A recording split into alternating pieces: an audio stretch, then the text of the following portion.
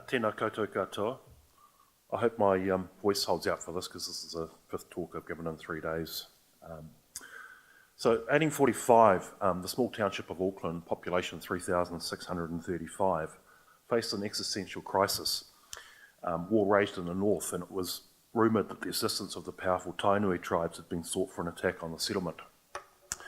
And a nightmare scenario for the town's residents was the prospect of a simultaneous assault from the north and south, with Ngāpuhi and Tainui combining to virtually assure Auckland's destruction. Yet when a delegation came south to solicit the assistance from the paramount Tainui rangatira Te Wherewhere, the response was emphatic. "You must fight me if you come onto Auckland, for these Europeans are under my protection," he told them. In Māori terms, Te Wherewhere made the position even clearer. He referred to Auckland as the hem of his cloak, in this way making it part of his personal tapu, and so an attack on Auckland would be an attack on him.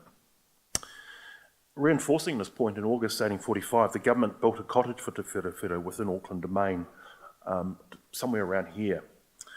And it was one of several residences that he had across the Tamaki region. A year earlier, in 1844, the Tainui tribes, population over 18,000, hosted a massive hakari or feast on the Remuera estate.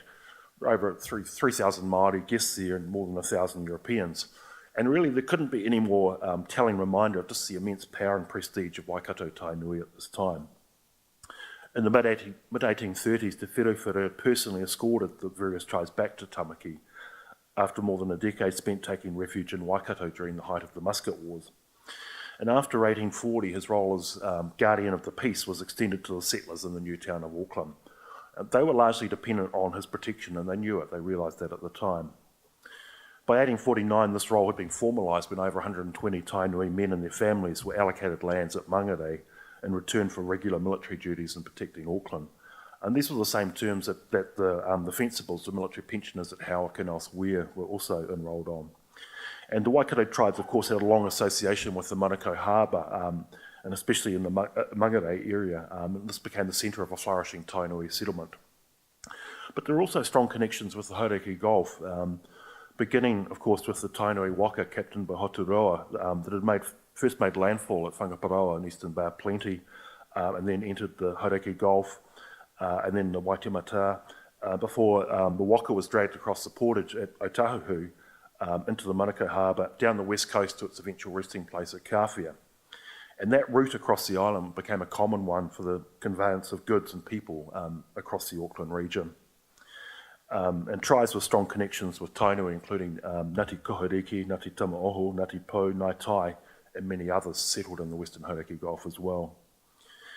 And in the early colonial period, Tainui's role wasn't just limited to defending the people of Auckland. In 1844, the Southern Cross newspaper commented that, quote, "The present European population would have been literally starved out of the country but for the extraordinary exertions made by the Aboriginal inhabitants to supply them with cheap provisions."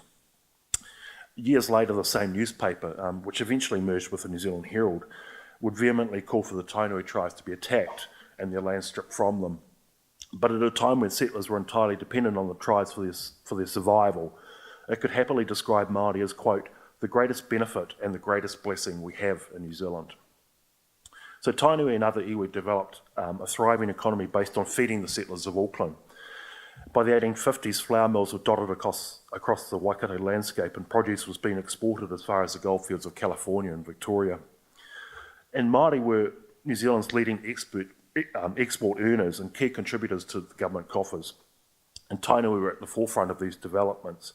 And most observers in the early 1850s would have found it inconceivable that less than a decade later they'd stand accused of plotting to massacre the Pākehā residents of Auckland. That would have been inconceivable in the early 1850s. And those allegations weren't only entirely unfounded, but they were also illogical. Destroying the key outlet for their produce would have been suicidal for Tainui. Why would they do that? That would be a crazy thing to do. Their wealth and therefore their power depended to a large degree on Auckland's ongoing well-being. So they had this reciprocal relationship of mutual benefit. But how did it even come to pass that they might be accused of such a thing? For one thing, as settler numbers grew, their reliance on Māori lessened, and at the same time their demand for Māori land increased. And you also have lurking Victorian assumptions of racial dominance over native peoples beginning to come to the fore. Great rangatira complained of being racially abused on the streets of Auckland. And that was in contrast to the huge hospitality that even lowly Pākehā continued to receive for Māori when they visited places like Waikato.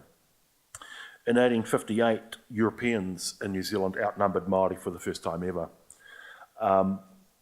And while Pākehā were happy for Māori to feed and defend them, they weren't actually prepared to share the governance of the colony with Māori. So in 1852, there's a new constitution developed for New Zealand, which establishes Parliament and also provincial assemblies. Māori are excluded from those because the right to vote is based on European forms of land tenure, and this is at a time when most Māori land is still held under customary or native title. And so the kingitanga, the Māori king movement, is one of the ways that Māori respond to this new environment and these new threats. And despite initial reluctance, in 1858, an elderly Te Wherowhero, who now becomes known as Potato Te Wherowhero, is raised up as the first king. And some Pākehā actually welcome this development. They think it's a positive thing that will help improve social order and governance within Māori communities. Others choose to brand it as a challenge to the Crown's authority. And really this is a difficult position to sustain because Wiremu Tamihana, who Pākehā referred to as the kingmaker because he raised up the first king, described Queen Victoria as a fence for us all, Māori and Pākehā. So he saw the king movement as living in harmony with Pākehā and didn't see it as a challenge to the Crown's authority at all. But the idea that the kingitanga couldn't be allowed to stand becomes basically official Crown policy, and that paves the way for the invasion of Waikato in July 1863. And so in this way, the Great War for New Zealand, as they called it, broke out less than 50 kilometres from Queen Street. European men within Auckland aged between 16 and 55 were conscripted for military service. MPs, lunatics and priests were exempted from that.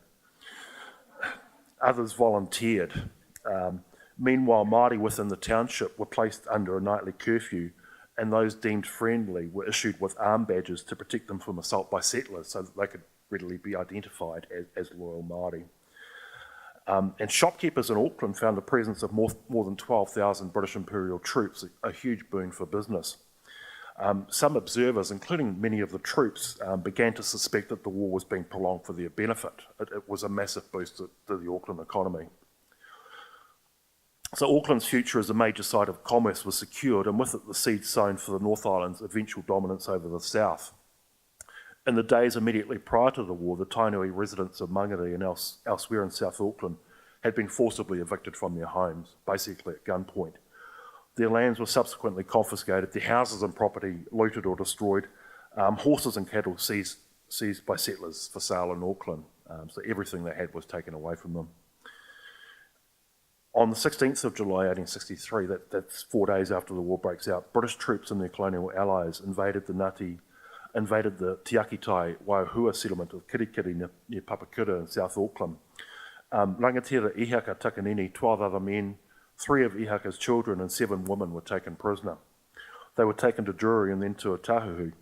The government accused Ihaka Takanini of plotting a wholesale massacre of part of the European population, but it later admitted that there was no legal basis to hold them, and the Attorney General twice advised that there was no evidence to establish any criminal charge against them at all. A number of the group died during their captivity, including Ihaka himself, who passed away soon after the group were imprisoned on the island of Rakino in the Hauraki Gulf in November 1863.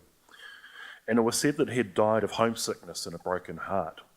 And Ihaka Takanini, like a lot of the South Auckland rangatira, had previously been regarded as a warm friend of the Pākehā, and so these allegations against him really cut deep and they hurt a lot. And whole communities are torn apart and destroyed as a result of these wars. The eviction of these communities in South Auckland is really a New Zealand version of the Trail of Tears for anybody who's familiar with US history. And this, as Paula referred to before, this wasn't the only group of prisoners to be held in the Hauraki Gulf. In November 1863, Rangiriri Pa was controversially seized by British troops. After making repeated efforts to storm the pa on the 20th of November without success, but suffering heavy casualties, the pa was entered early the following morning when a white flag was flown from inside it. And Tainui later complained about British treachery at Rangiriri because they hadn't raised a white flag to surrender, but merely to call a halt to fighting so that they could talk terms.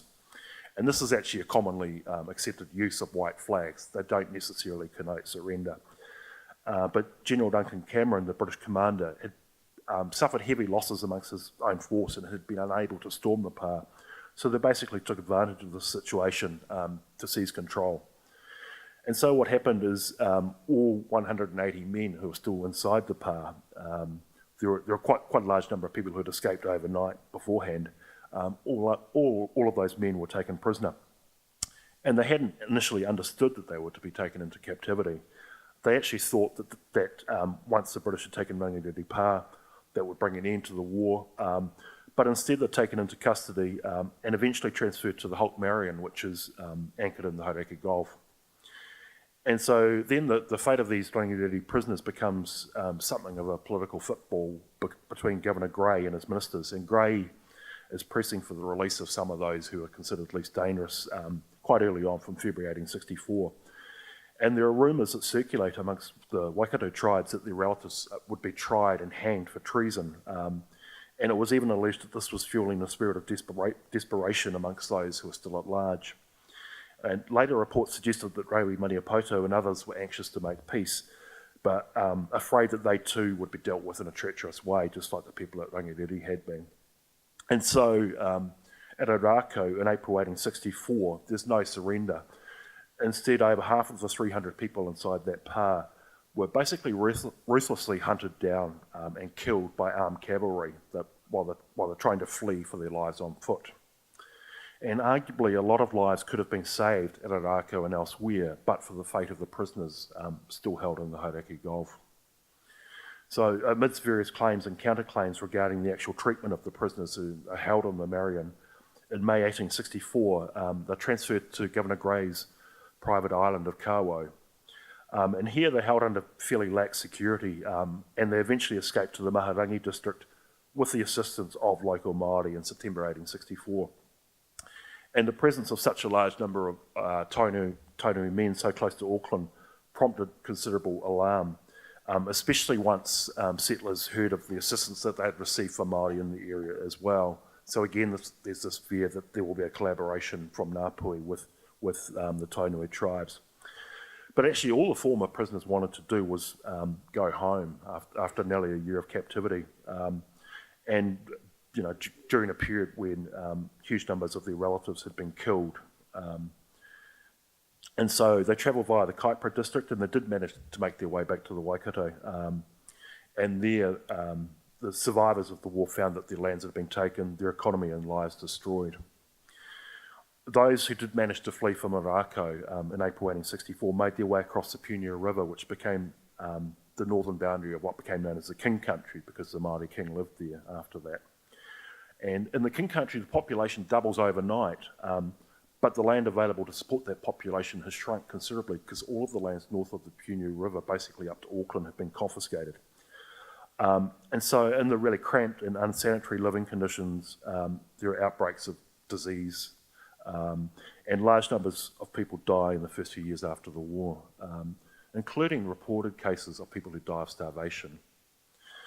And that followed a war in which the Māori casualty rates might actually have been higher on a per capita basis than those suffered by New Zealand troops during World War I, which is usually considered the greatest bloodbath in New Zealand history.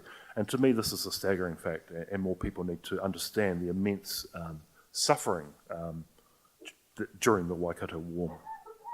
So generations of Tainui people are condemned to lives of poverty and landlessness, while the fertile confiscated lands of Waikato enriched a handful of Auckland speculators, some of whom, like Thomas Russell and Frederick Whitaker, were members of the government at the time of the invasion and actually drew up these confiscation plans, so they personally enriched themselves as a result of this. And those lands would eventually form the basis of a lucrative dairy industry from which Māori were largely locked out of. Imagine if all of those confiscated lands in the Waikato were still owned by Māori today. As I said to some school groups yesterday, Fonterra, their largest shareholder, would be Tainui. And it's also important to note, people think that treaty settlements are lavish and hundreds of millions of dollars are doled out without good reason. The Tainui settlement signed in 1995 was estimated at the time to be worth 1.4% of the unimproved value of the lands confiscated. So when Tainui signed that settlement, they signed away 98% of everything that had been taken from them. And that doesn't even take into account these lost opportunity costs, such as the inability to go into the dairy industry and so on. And the war has direct consequences for the Hauraki Gulf region as well. Although there was no actual fighting in the Hauraki district, the government imposed an economic blockade that prevented all trade with Auckland. In November 1863, the Crown launched an expedition to the district with the intention of cutting off all access to the Waikato. And so the Thames expedition is led by Colonel George Carey and supported by British naval warships the Esk and Miranda. It lands at Whakatiwai in early December, and there they find rifle pits that are dug into the sand. So the residents of Whakatiwai retreat along the coast, being pursued by the Auckland Coast Guard, who actually play quite an important role in the Waikato War. And after shelling a number of coastal villages, the British force move inland, torching various abandoned settlements, and they establish a chain of fortifications along the coast at places like Miranda. And by April 1864, most Hauraki Māori had agreed to take an oath of allegiance to the Crown.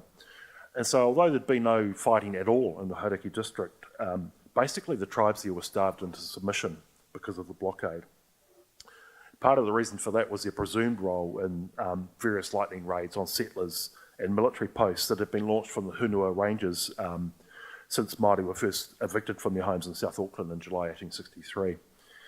And so most of those evicted from their homes went south to Waikato, but some went east into the Hunua Ranges and the Wairoa area. And it's the need to deal with this perceived threat that led to the establishment of the Forest Rangers in August 1863, which is an elite unit devoted to irregular bush warfare, Von Tempsky being its most famous member. In early December, shortly after the Thames expedition had landed, Jackson's men were involved in a controversial raid on a Māori settlement near Paparata. The Forest Rangers attacked a camp consisting of 50 men, women and children. And it's early in the morning, Sunday morning, and the people in this camp are at prayer. They're taken completely by surprise by the Forest Rangers who fire on them, killing at least 7 of the group. And there's a flag known as the Aotearoa flag, made by a famous wahine toa, Hene Te Karamu, and that's also seized. And it's later, Jackson's widow later hands it over to Auckland City. She presents it in 1913, and then it hangs over the entranceway to Auckland Public Library for over half a century as a kind of war trophy. And eventually, in the 1970s, it's transferred to Auckland Museum. It's here today, in an incredibly bad state because of light damage. So prior to the invasion of Waikato in July 1863, the government had agreed to establish a line of fortified posts extending to the Hauraki Gulf, with lands to be confiscated for these purposes. Additional confiscated lands were to be sold to defray the costs involved in fighting the war. So overall, 1.2 million acres of land is confiscated, and the consequences of that are felt over generations. I think Pākehā who fail to understand this history also lack the means to fully understand the present. You can't make sense of Māori poverty without understanding this historical context. And people who don't understand it resort to cultural deficit theories. They blame Māori themselves for their predicament today. In reality, the Waikato War destroyed a flourishing economy, and that's something that the legacy of that is felt over generations and generations. So just to conclude, the Waikato War helped to transform Auckland into what it is today. It also marked the point at which the Treaty of Waitangi is basically cast aside for the next century or more. Māori aspirations for mutual prosperity and partnership go out the window at the same time. And an era of unbridled Pākehā hegemony is instead ushered in. Before that time, Tainui and Ngāti Whātua and other iwi had contributed hugely to the development of Auckland. And that's a story, I think, like the wider story of the Waikato War and these other conflicts, that's largely unknown outside the iwi concerned. But it suggests that it's time as a nation that we actually acknowledge, understand and take ownership of this history. It's part of our story as a nation. And actually fronting up to this in an open, honest and mature way will put us in good stead for the future. Really, to me, it's a basis for reconciliation grounded in awareness and understanding. Thank you.